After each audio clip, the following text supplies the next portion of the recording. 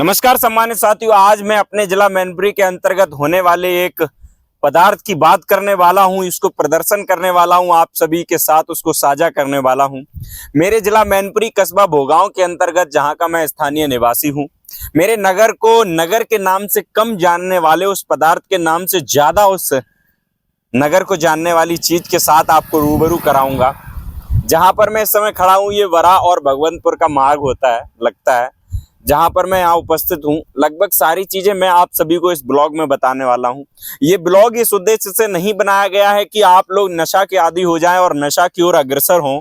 मैं तो कहूंगा कि आप सभी लोग नशे से उचित दूरी बनाए रखें, क्योंकि सेहत के लिए अगर कोई चीज हानिकारक है और कौम की नस्लों को बर्बाद करने के लिए अगर कोई चीज हानिकारक है तो वो नशा है। लेकिन उस चीज को आप सभी के समक्ष प्रस्तुत इसलिए भी करना है क्योंकि वह बहुत विख्यात चीज है। उस पदार्थ के वजह से हमारे यहाँ कई एक लोग विदेशों से भी चलकर आते हैं। तो ऐसी वो क्या चीज है जो लोगों को इतनी भाती है, इतनी लोकप्रिय चीज है, तो कहीं ना कहीं उन चीजों को आपके समक्ष रखने के लिए मैं आज यहाँ उपस्थित हुआ हूँ। साथियों, बने रहो मेरे अंत तक ब्लॉग में। मैं ले चलता हूँ आप सभी को उन वृक्षों के पास जिन वृक्षों के माध्यम से उस पदार्थ का निकलना होता है, जहां से वो ऑब्जर्व किए जाते हैं। उन वृक्षों के साथ आपको बढ़िया से रूबरू कराऊंगा। मेरा दोस्त, मेरा भाई मेरे साथ है, विनय। यहाँ कई एक बार लोग आए हैं और इनके भी कई एक बाग हैं, वो जो पेड़ रहते हैं जिन्हें ताड़ कहा जाता है, हमारी मातृभाषा में जिन्हें ताड़ कहा जाता है। तो लगभग वो ताड़ कैसे होते हैं, कुछ बताओ उसके बारे में। भाई हमारे बीच हैं, तो भाई से जानेंगे कि क्या किस प्रकार के वो पौधे होते हैं, किस प्रकार का वो रूप ले लेते हैं आगे चल करके। तो यहाँ पर मुझे थोड़ी कम भी जानकारी है, इसलिए कि मैं इस बीच नहीं आता हूँ, लेकिन हमारे साथी जो हमारे भाई हैं, हमारे यार हैं, जो सारी चीजें आपको जो बताएंगे। तो भाई फैन फॉलोइंग भी कई है कहीं। तो आइए आपको दिखाते हैं चल के। तो लगभग पेड़ है अपना, है ना। ठीक है, एक पौधा है इनका जो है वो बताएंगे। ये देखिए, ये इस प्रकार का पौधा जो है, ये छोटा पौधा बताया जा रहा है। ये उसका जो छोटा पौधा होता है, लगभग वो जो वृक्ष रहता है जिससे वह पदार्थ आता है, यह है उसका छोटा रूप है। छोटा रूप कहीं ना कहीं एक 20 सालों में इसको लगभग ये विशाल रूप ले लेता है। लगभग कितने साल हो जाते हैं? 20 सालों में कंप्लीट हो जाता है, बन के तैयार। अच्छा, तो लगभग एक उसकी म्याद क्या रहती है, कितने साल रुकेगा वो वृक्ष? कम से कम 50 साल तक चल भी जाता है। 50 साल तक लगभग यही है कि वो पौधे की म्याद बहुत है। चलिए आप सभी को वहां ले चलते हैं जहां वो वृक्ष हैं, किस प्रकार के वृक्ष हैं। गिरते वो तो प्राकृतिक है, पेड़ पौधे उगते भी बारिश से ही है, गिरते भी बारिश से ही है। तो ये है फाइनली 8 साल का। 8 साल का वृक्ष है ये। 8 साल, तो 8 साल हो चुके हैं करीब। ये जो आप वृक्ष देख रहे हैं मेरे सामने, तो ये बता रहे हैं विनय जी आप? हाँ, 8 साल का है और मिनिमम लंबाई होगी करीब 10 फीट तक। 10 फीट। हाँ, तो इसको तैयार होने में लगभग कितना समय लग जाएगा? करीब 12 साल और लग सकते हैं। 12 साल और लग जाएगा। मान लो 20 सालों में लगभग वही तैयार होता है। तो ये तो बहुत अजड़ है पौधा, मजबूत। बारिश में, बरसात में, हवा तूफान में गिरने का नहीं है। चलिए, तो ये सारी चीजें बताएं। ये जो पौधा है वो करीब 8 सालों का हो चुका है, लेकिन अभी इसमें जो है 12 सालें और लगेंगी, तब जाकर यह पौधा तैयार होगा। चलिए आगे ले चलते हैं। जो हमारे पीछे आप बड़े बड़े ताड़ देख रहे हैं, वो जो खड़े हैं, ये वही पौधे हैं जो वो रस देते हैं, वो पदार्थ देते हैं जिन्हें। चलिए साथियों, यहाँ आए हैं, यहाँ इसलिए आए हैं कि वो आपको वृक्ष दिखा सकें, वो ताड़ दिखा सके जिससे ताड़ी नामक पदार्थ आता है, उससे रस आता है। तो वो ताड़ आप जब हमारे पीछे की ओर निगाह को डालेंगे तो वो चीजें आप सिंपली देख पाएंगे। वहां पर आप जरा सा भी थोड़ा सा डीप देख पाएंगे तो वहां पर कुछ मटके भी लटकाए गए हैं। वो मटके इसलिए लटकाए गए कि उन मटकों में ही वह पदार्थ निकल करके आता है। उन हत्थों के माध्यम से, उन पगडंडियों के माध्यम से वो रस निकल करके आता है, जो रस लोग सेवन करते हैं। और शायद उस रस को किस तरीके से वो पीते हैं और किस तरीके से उसको महसूस करते हैं, वो भी सारी चीजें आपको बताएंगे उन लोगों से जो लोग उस चीज का सेवन कर रहे हैं। तो वहां पर भी चलेंगे। उससे पहले आपको दिखा दें चलकर कि वो वृक्ष कैसा है। आइए आप सभी। यहाँ पर भी आ गए हैं। यहाँ इसलिए आए हैं कि उन ताड़ों को, उन वृक्षों को, उन पौधों को आप सभी से रूबरू करा सकूं, उन चीजों दिखा सकूं एकदम करीब से। ऊपर एक बार दिखा दीजिए। ऊपर ये जो ताड़ हैं वो इस तरीके के होते हैं और यहाँ शायद यहाँ से कुछ गिर भी रहा है, वो उनका फल जो रहता है वो गिर रहा है। तो यहाँ पर ये ताड़ अभी पूरी तरीके से कंप्लीट नहीं हुआ है। जब यह ताड़ कंप्लीट हो जाएगा, पेड़ कंप्लीट हो जाएगा, तब इस पर लोटे, कुछ मट्टी के लोटे जो रहते हैं, जो कुम्हार के द्वारा बनाए गए होते हैं, उन मटकों को यहाँ पर लटका दिया जाता, निकाल लिया जाता है। और यहाँ पर इस तरीके के ताड़ आसपास के एरिया में आप बहुत सारे देखेंगे, तो बहुत ज्यादा तादाद में यहाँ पर ताड़ देखने को मिलेंगे।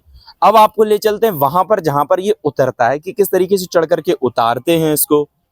और इसको ये जो वृक्ष है, यहाँ इसको थोड़ा सा पास लाओ, तो ये जब आप इसकी सतह को देखेंगे, ये बहुत ज्यादा खुरदरा भी रहता है और इनके बीच बीच में जरा जरा से कांटे भी रहते हैं। पर यहाँ पे क्या है कि इसके ऊपर चढ़ करके वो जाते हैं इसको बनाने के लिए, यानी उसको तैयार करने के लिए। तो लगभग यहाँ से जो कांटे रहते हैं वो सारी चीजें निकल गए हैं। बहुत ज्यादा मजबूत भी पेड़ होता है। यहाँ पर किसान इनके उपयोग के बाद जब ये कट जाते हैं तो इनको अपने ट्रैक्टर के जो रूटावेटर होते हैं, कल्टीवेटर होते हैं, उनमें तो खेत को एक तार करने के लिए उसके इस्तेमाल में इसको ले लेते हैं, उसके उपयोग में से ले लेते हैं। और इस ताड़ पर हर कोई व्यक्ति चढ़ भी नहीं सकता। इस पेड़ पर हम यूं चाहें तो नहीं चढ़ सकते, किस तरीके से कि इस पे चढ़ने के लिए भी कहीं ना कहीं एक हुनर की जरूरत होती है। इस पे चढ़ने वाले भी कुछ कारीगर होते हैं, जिन्हें हम हिंदी भाषा में कारिंदा कहते हैं, इस तरीके से उन्हें संबोधित किया जाता है। तो उनका जो टैलेंट रहता है, हम उनसे भी आपकी बात कराएंगे कि किस तरीके से चढ़ते हैं, क्या वह महसूस करते हैं चढ़ने के बाद, और कितनी मेहनत लगती है वहां तक जाने में, जहां तो सारी चीजें आपको बताने वाले हैं। अब चलते हैं वहां पर जहां इसको उतारा जाता है, निकाला जाता है। चलिए।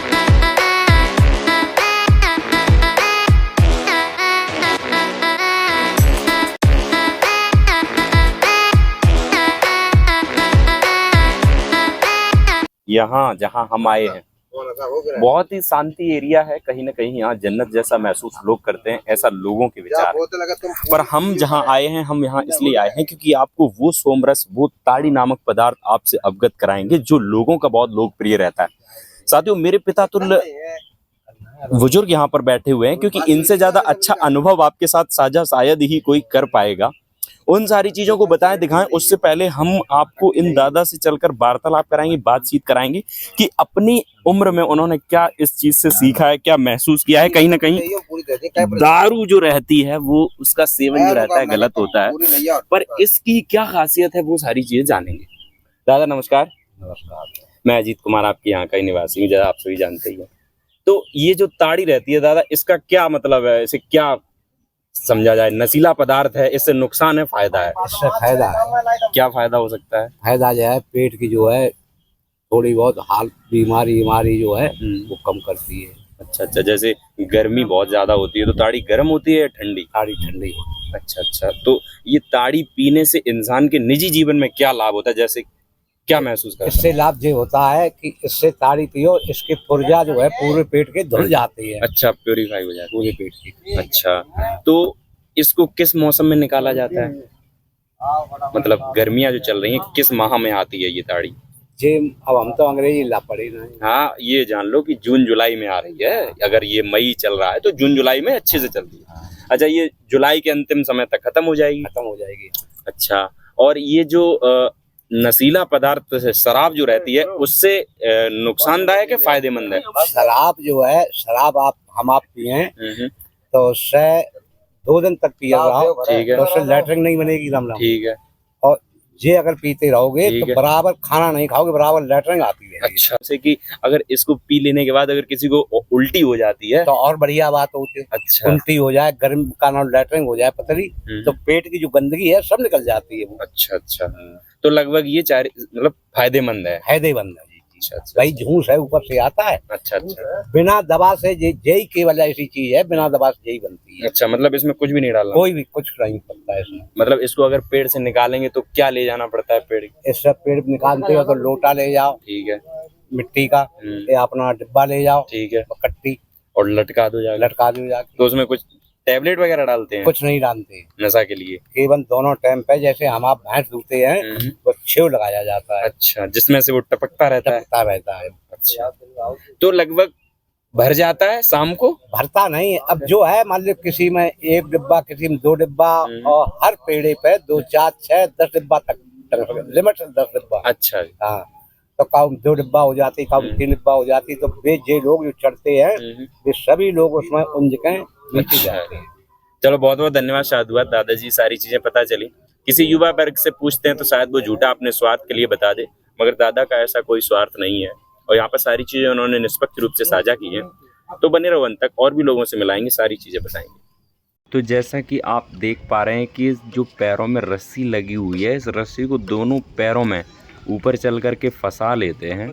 जैसे कि सेकंड पैर से ये इन्होंने लगा लिया है और इस तरीके से इसको अपने पैरों में जमा करके बाकायदा सीने के भर जाते हैं ऊपर तक, जहां इनका लक्ष्य है, जहां वो लोटे लगे हुए हैं।